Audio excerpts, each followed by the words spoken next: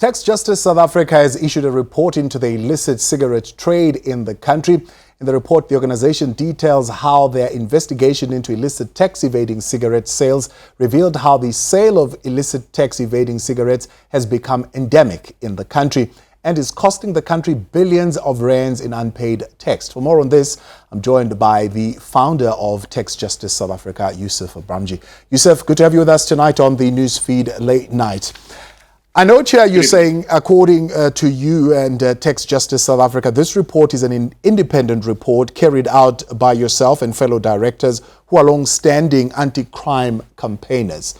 What was the objective of this report, and what was the motivation behind actually carrying it out?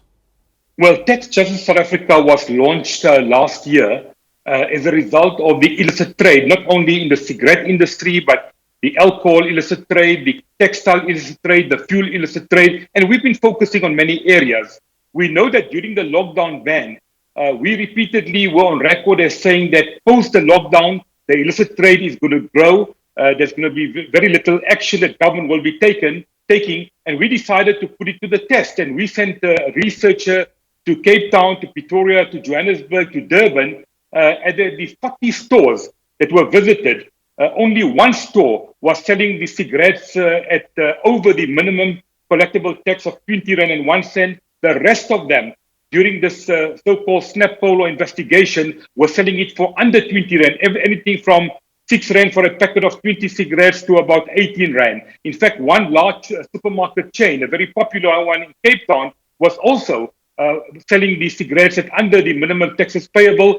And we decided to highlight this because an estimated 22 million rand is lost in taxes each and every day, or about 8 billion rand a year, at a time when government is crying they've got no money to buy vaccines. We're saying to government, go and make sure that the policing takes place, that the taxes are being collected, that these people are not breaking the law, because this money is going right into the pockets of the criminals. Yeah.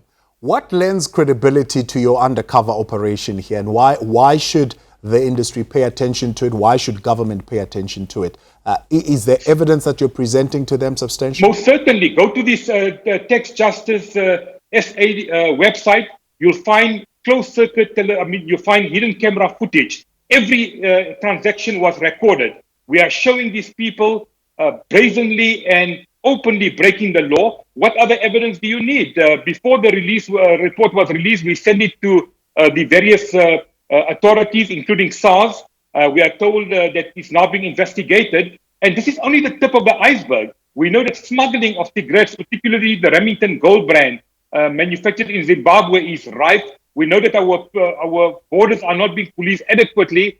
So whatever other evidence do you need? That the hidden camera footage? In fact, you don't even need footage. You can openly go to any of these stores or any other store, and you see how openly and brazenly the law is being broken.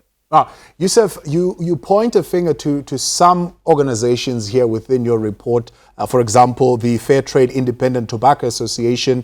You also point to Gold Leaf and their products. They are saying this is an attack on their businesses that is choreographed by your organization, which is a lapdog of big tobacco. What's your reaction?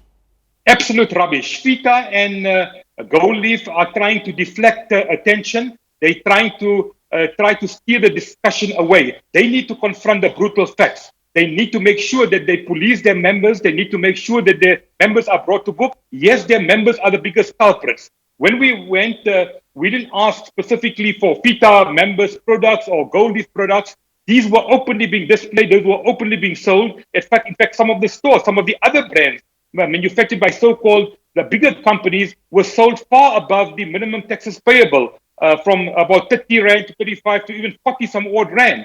These other products that were being sold happens to be members of FITA, happens to be Gold Leaf, who broke away from FITA. They've got their own internal wars. Yeah. So I think FITA, by coming up with trying to sidestep the issue, is simply trying to divert attention. We're saying to FITA and to Gold Leaf and all the other culprits, confront the fact that you people, your members are breaking the law. Confront the fact that the taxes are not being paid. If you want to argue that your products are being counterfeit, come with the evidence, and that is why we're calling on SARS. And we want SARS to take urgent, immediate, and decisive action, because we are sick and tired of government saying to the people of South Africa that we don't have money for vaccine, we don't have money for basic services, yet an estimated 8 billion rand is lost only in the illicit cigarette trade. I'm not even talking about the other industries and the other products that the taxes are not being paid. So basically, it's a serious claim that you're making against these companies. You're saying that they are selling these brands at such a low price that it's practically impossible that they are paying money that is due to SARS. How confident are you in your claim that these are FETA members, current FETA members with active membership? I would suggest go to the documentary, go to the hidden footage. You'll see the products that I mentioned. For example, some of the cigarette brands that have been mentioned are clearly some members of FETA, and the other one is the Go Leaf Tobacco Company. So what other evidence do you need?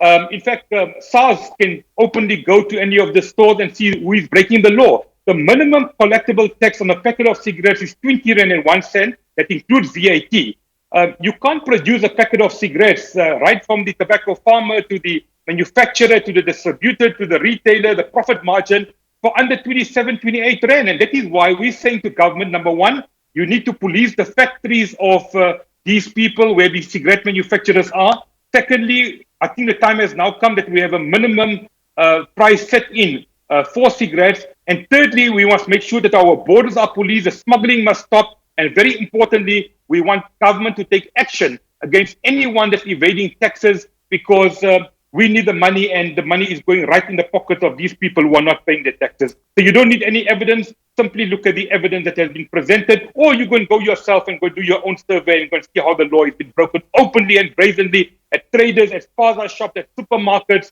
at street corners. They are simply breaking the law. Right, founder of Tax Justice South Africa, Yusuf Abramjee, we appreciate your time. Thank you for joining us tonight.